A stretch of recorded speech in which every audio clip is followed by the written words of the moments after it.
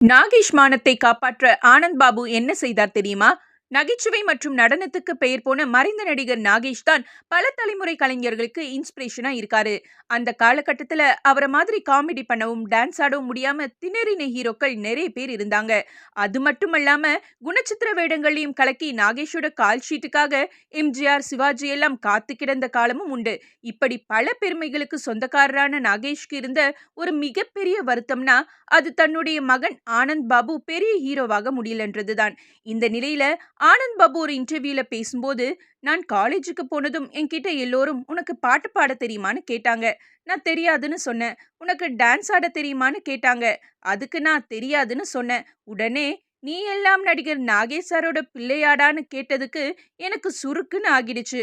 அன்னையிலிருந்து நான் அப்பா பிள்ளையா நிரூபிக்கணும்னு யோசிச்சு தீவிரமா டான்ஸ் கத்துக்கிட்டேன்னு ஷேர் பண்ணாரு.